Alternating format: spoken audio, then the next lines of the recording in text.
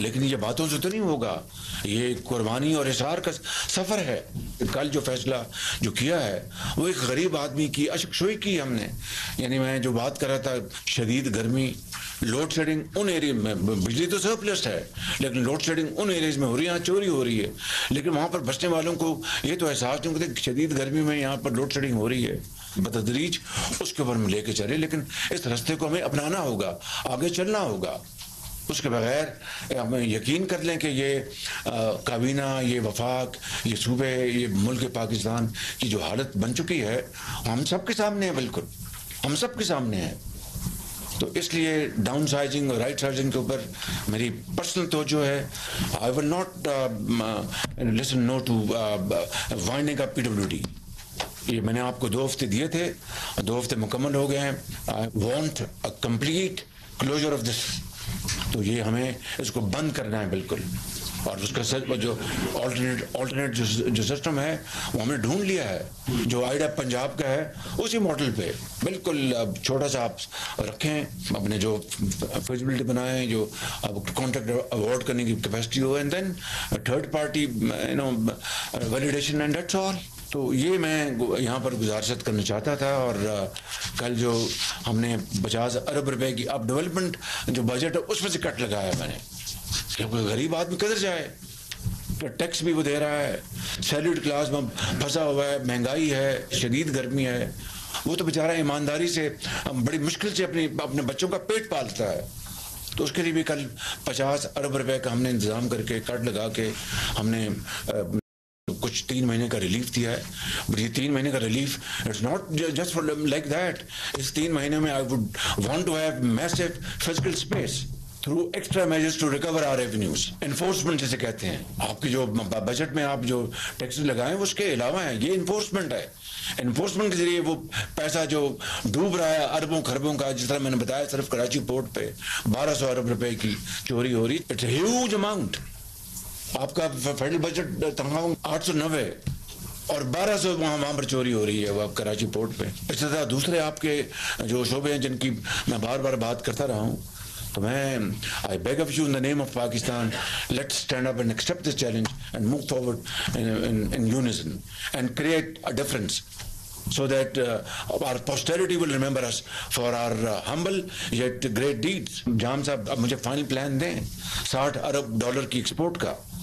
मैंने इनको हर चीज़ ये नोट करते हैं, देखते हैं, बड़ी अच्छी बात है, लेकिन नेशन वांट रिजल्ट्स। अब हमें रिजल्ट्स लेके आए। इसी तरह IT को मैंने कहा है आई वांट रिजल्ट्स कि $25 अरब का 5 साल में किस तरह लेके आएंगे। अगर 90% भी ये अचीव कर लें, 85% भी अचीव कर लें, it's a great success story you will tell for ages to come. तो ये मेरी गुजारिशात है, मैं ये आपकी खिदमत बर्ज करना चाहता था।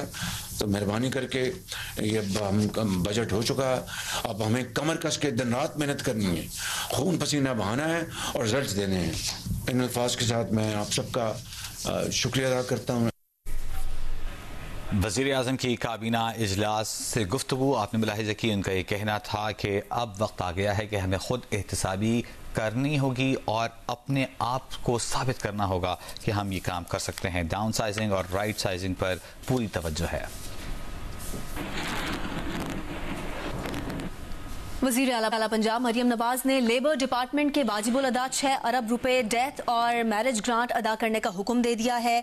गुज़िश्ता दौरे हुकूमत में 29,000 वर्कर्स को डेथ और मैरिज ग्रांट अदा नहीं की गई थी। मरियम नवाज की ज़ेर सदारत लेबर डिपार्टमेंट की कारकर्दगी के जायजा इजलास में टैक्सिला और सुंदर लेबर कॉलोनीज में मजदूरों के लिए 1224 फ्लैट मुफ्त देने का ऐलान किया गया। मरियम नवाज ने कहा कि पंजाब हुकूमत ने रवां बजट में कम अज कम उजरत 37,000 रुपये मुकर्रर की है। पंजाब के हर मजदूर के हुकूक का तहफ़्फ़ुज़ हमारी जिम्मेदारी है। स्टेक होल्डर्स को एतमाद में लेकर कम अज़ कम उजरत नाफिज की जाए।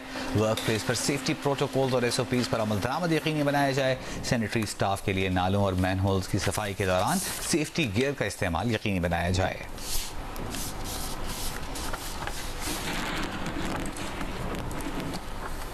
मखसूस नशिस्तों के केस से मुतालिक फुल कोर्ट जजेस का इजलास शुरू हो गया है और जजेस इजलास में मखसूस नशिस्तों से मुतालिक केस के फैसले से मुतालिक गौर किया जाएगा। इसकी तफसील लेंगे नुमाइंदा जियो न्यूज़ अब्दुल क़य्यूम सिद्दीकी से। जी क़य्यूम साहब।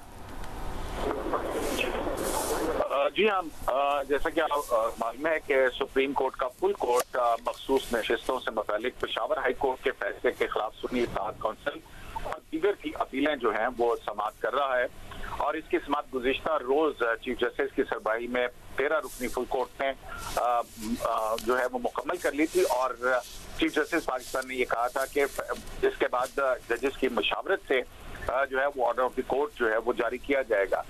तो इस ज़िमन में आज ये बड़ी अहम डेवलपमेंट हुई है कि चीफ जस्टिस ने तमाम जज साहिबान को जो है वो आज बुलाया और इसके बाद अब वो इजलास जो है वो सुप्रीम कोर्ट ऑफ पाकिस्तान की बिल्डिंग और जजेस के कमेटी रूम के अंदर जारी है और उस इजलास के अंदर ये तय किया जाएगा कि जो मुतनाज़ा नशिस्तें हैं आइन और कानून की रोशनी के अंदर जो दलाइल हुए हैं अटॉर्नी जनरल के और सुन्नी इत्तेहाद काउंसिल के वकील सलमान राजा और जो है वो दीगर वकला के जिसमें मखदूम अली खान और दीगर शामिल हैं उनकी रोशनी के अंदर और आइन और कानून के मुताबिक क्या फैसला होता है। जो अगर हम इसकी फैक्चुअल देखें तो जो जिन नशिस्तों के हवाले से फैसला होना है, आपको याद होगा कि पहली समाअत पर जो कि 3 जून को जस्टिस मंसूर अली शाह की सरबराही में हुई थी उसमें 3 रुकनी बेंच ने सस्पेंड कर दिया था पेशावर हाई कोर्ट का और इलेक्शन कमीशन का फैसला, जबकि उसके साथ ही जो अरकाने मुतनाज़ा नशिस्तों के ऊपर मखसूस नशिस्तें थी उनको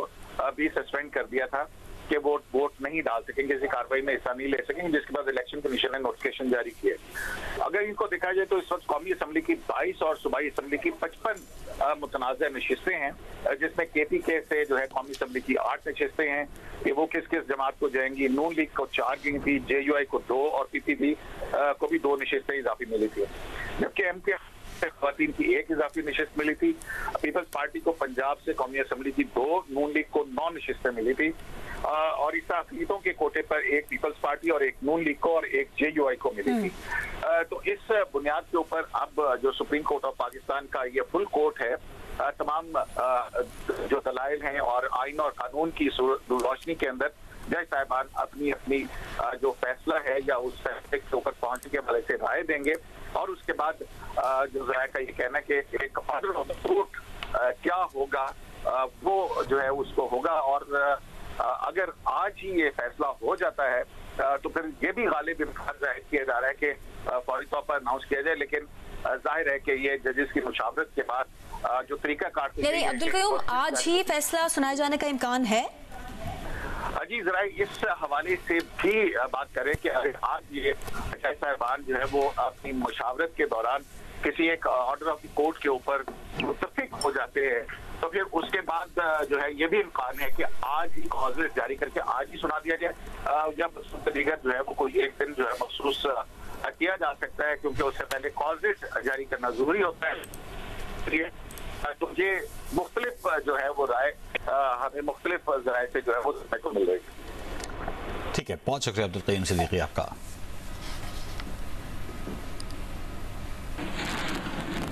पेशावर के इलाके हसन खेल में इंटेलिजेंस बेस्ड ऑपरेशन किया गया है। ऑपरेशन में 3 दहशतगर्द हलाक और 2 एहलकार शहीद हो गए। तफसीलात जानेंगे नुमाइंदा जियो न्यूज़ अबू बकर सिद्दीक से। अबू बकर सिद्दीक, इस ऑपरेशन की तफसील से आगाह कीजिएगा। बिल्कुल, ये पेशावर का मज़ाफ़ाती इलाका है हसन खेल, जहाँ पर सुबह 10 बजे के करीब पुलिस और CTD का इंटेलिजेंस बेस्ड ऑपरेशन शुरू हुआ और इस दौरान दहशतगर्दों और सिक्योरिटी एहलकारों में फायरिंग का तबादला जो है वो जारी रहा। तकरीबन 5 घंटों तक फायरिंग का तबादला जारी रहा। अब फायरिंग का सिलसिला जो है वो थम गया है और पुलिस के मुताबिक इस ऑपरेशन के दौरान 3 दहशतगर्द जो है वो हलाक हुए, जबकि 2 पुलिस एहलकारों ने जाम शहादत नोश की है। इस वाक़े में एक DSP जो है वो भी जख्मी हुआ है। पुलिस ने इलाके में सर्च ऑपरेशन शुरू किया है। जो शहीद एहलकार है तो इन्हें पोस्टमार्टम के लिए अस्पताल मुंतकिल किया गया है, जबकि अब से कुछ देर बाद शहीदों की नमाज जनाजा जो है वो भी अदा की जाएगी। ठीक है अबू बकर सिद्दीक, बहुत शुक्रिया तफसील देने के लिए। सिलेक्शन कमेटी से निकाले जाने पर साबिक क्रिकेटर वहाब रियाज का रद्द-ए-अमल सामने आ गया है। अपने बयान में वहाब रियाज ने कहा है कि वो इस ज़ेर बहस बयान से मुत्तफिक नहीं है कि उन्होंने सिलेक्शन कमेटी के अरकान पर दबाव डाला था। वहाब रियाज ने सवाल किया कि एक रुकन सिलेक्शन कमेटी के 6 अरकान पर कैसे असरअंदाज हो सकता है। सिलेक्शन कमेटी के इजलास की कार्रवाई का रिकॉर्ड दस्तावेजी शक्ल में मौजूद है। वहाब रियाज ने कहा कि वो इस मामले पर अपना तफसीली बयान आज शाम जारी करेंगे।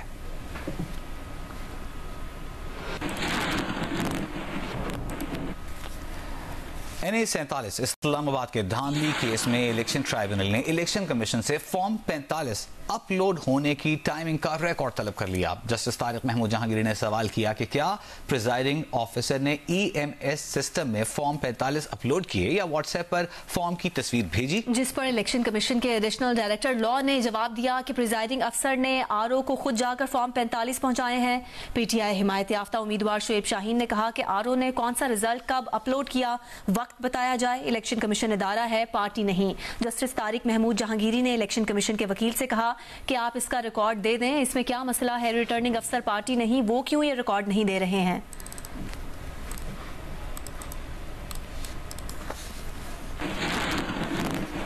NS-47 इस्लामाबाद में धांधली के इल्जामात का दिफा करने वाले नून लीगी रुकने कौमी असम्बली तारिक फजल चौधरी ने कहा है कि धांधली केस में बात फॉर्म 45 से आगे चली गई है। उन्होंने कहा, एक सवाल पर तारिक फजल चौधरी का कहना था कि 382 पोलिंग स्टेशंस में से जितनों के फॉर्म 45 जमा कराना जरूरी समझा, जमा करवा दिए हैं। आज जो बात हुई है वो फॉर्म 45 नहीं, 46, 47, 48, 49 तक बात पहुँच गए हैं। आप भी आगे बढ़ें, थोड़ा माजी में ना रहें। मेरे पोलिंग स्टेशन थे कोई तकरीबन 382।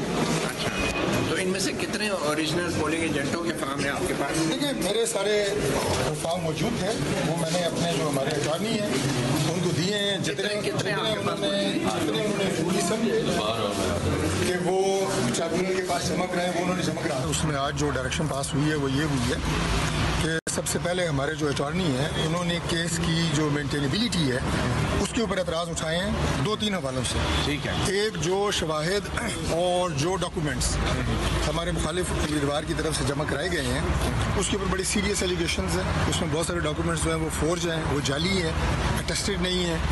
और उसके साथ साथ जो पटिशन डाली गई है